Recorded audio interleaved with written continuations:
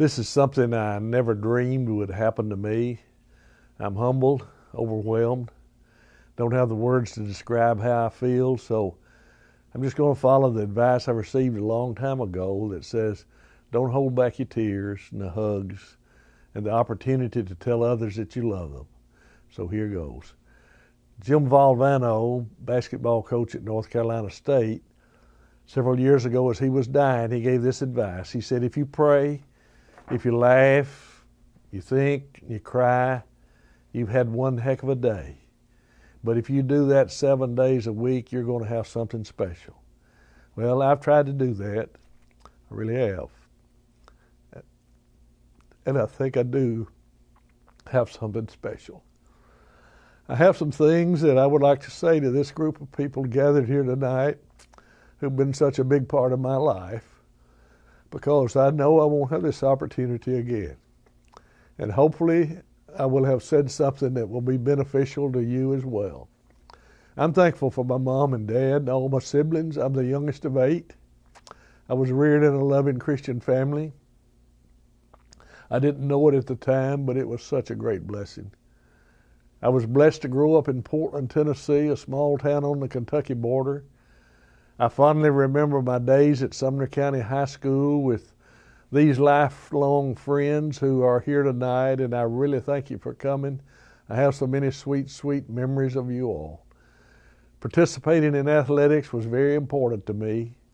I was given the opportunity to play football and basketball and baseball, and that bode me well. I was privileged to continue playing baseball at David Lipscomb College for 4 years. Some of my teammates at Lipscomb over 50 years ago were here tonight. My brother Charlie, Jerry Dugan, Tubby Gardner, Hoyt Kirk, the grandfather of our speaker tonight, a senior when I was a fuzzy-faced freshman.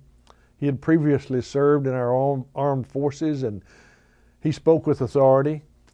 To me, I know 2 times, and when he spoke, I listened, respected him as much as the coach. Just great memories of all these men, and that led me to pursue the teaching and coaching profession. I met Sarah my senior year at Lipscomb, and we were married that summer, without a doubt the greatest blessing in my life. And I began my teaching and coaching career back at my alma mater just 4 years after I was graduated from there. Was influenced by some wonderful teachers who not only had taught me just 4 years earlier, but now they welcomed me back home as a fellow teacher. And I had some good students, great students, so many who have been great friends now for 55 years. One member of that class was Betty Wiseman. She's already spoken tonight, and I really thank her for coming. She was the greatest athlete I was ever privileged to coach. I think the best female athlete to ever play at Portland. She had a great career at Belmont, both playing and coaching, and in 1994, she was chosen one of the 8 special women for what they have meant to the foundation and growth of women's basketball in Middle Tennessee. A young girl by the name of Pat Head attended her camps in the summer, and you probably remember her as Coach Pat Summit. William Coker, the principal at Portland, asked me to serve as his teaching assistant principal at the beginning of my 4th year. That motivated me to make that a goal. In the summer of 1968, Mr. James E. Sullivan called and offered me the opportunity to come and serve as the principal of Dixon High School at the age of 28. And that turned out to be a great blessing. Sarah and I had never been to Dixon. We didn't know a soul, and we came with 2 little boys, ages 5 and 6. Max began the 1st grade. Ed began kindergarten that year. And we came thinking that we'd stay a year or 2 and move on, preferably back to my beloved Portland to serve as principal there. But last month, we began our 49th year of residence in Dixon County. And the reason? It didn't take long to realize how strong the academic program was here. A great place for Max and Ed to go to school. And we found this to be a wonderful, friendly, loving community in which to raise our boys. And third, we found this great church and became a part of it.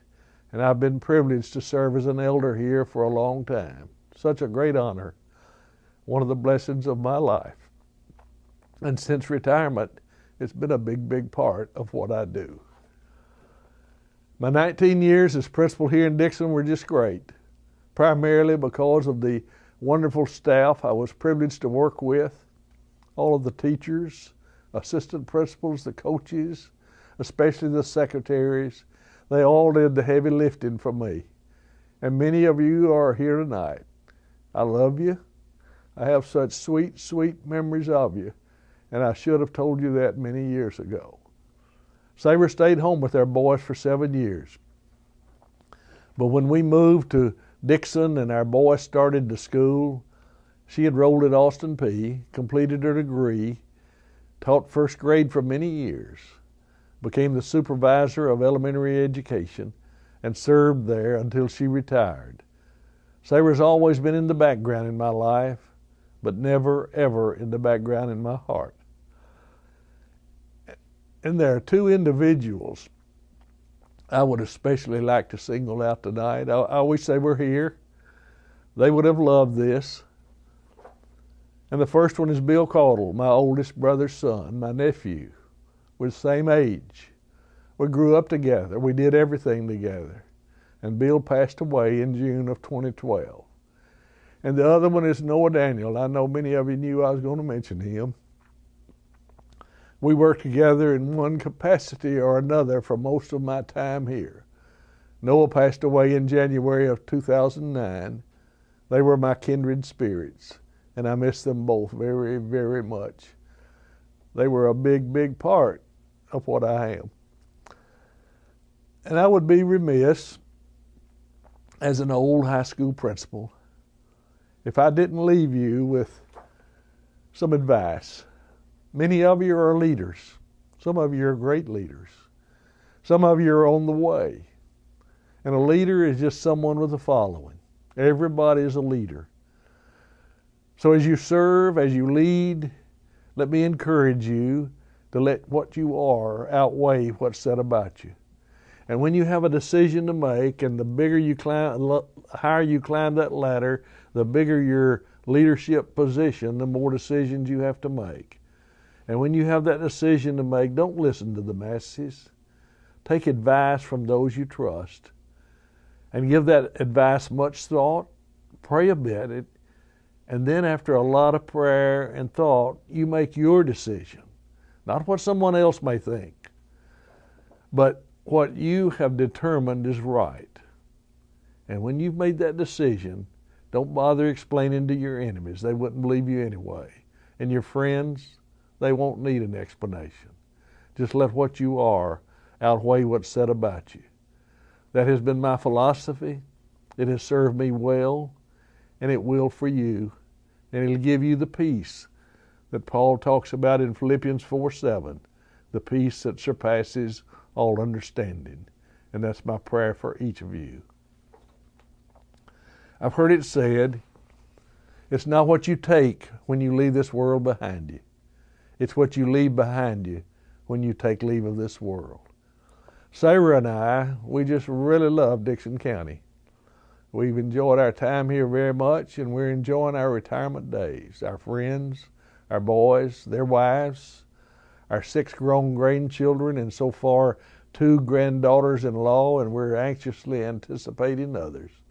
And our plans are to live the remainder of our days here in Dixon at 102 Andrew Street. We invite you to come see us. Our door's always open. We'd love to have you come visit us. And again, I thank you for making this a wonderful occasion for me. God bless you all.